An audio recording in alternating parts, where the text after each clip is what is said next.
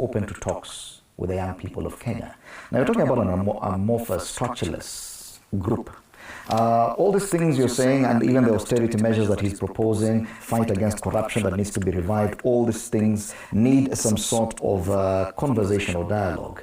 How will that dialogue happen going forward, and what kind of structure will they have?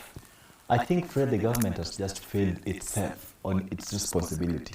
Nelly, myself, and the gentleman, this is not the first time we are appearing on this TV.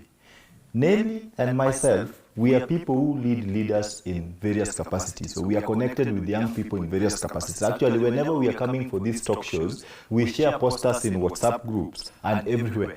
People give their recommendations on what they think the country, the direction the country is taking. We come here, we sit, we talk. I don't know what the national intelligence reports to the government. No one cares about what we are saying. And remember, you find someone is texting you all the way from Mombasa. If they give you what they think the country should be doing, you work, most of us here, personally I've exhausted my local trips on local media.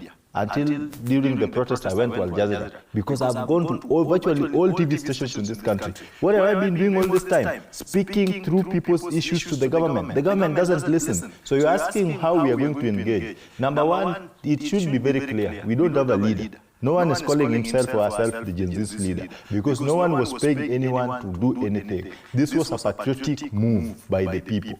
If the president is genuine on engaging us, first, he needs to withdraw and apologize. His treasonous criminal statement. We are not criminals. We are not treasoners. I am a patriotic citizen, and that's why I can take a live bullet in the hands of a professional police officer to safeguard the sovereignty of this country. We are not criminals. We want the president to do the needful.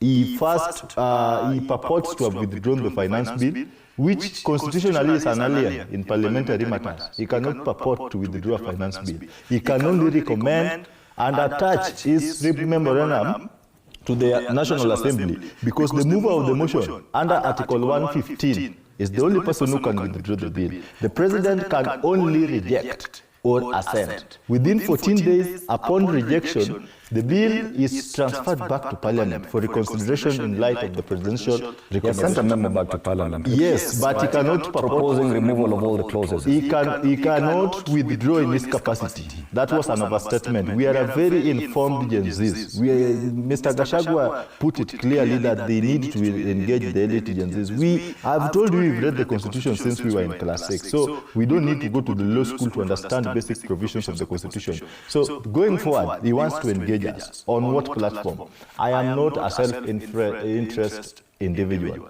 I don't even want the president to call persons like myself to State House because State House in most is that what you believe the structure would take? Let me tell you. Someone will go to State House. Mr. Gachagua too, the deputy president was very clear. I loved it on that. I've been in the presidential campaign team. I understand how politicians work. These people will pick some minions to brand them the Gen Z leaders, call them for breakfast bribery session in State House. My friend, try and you will see. Do not. We cannot have. So I was telling you how we are going to engage.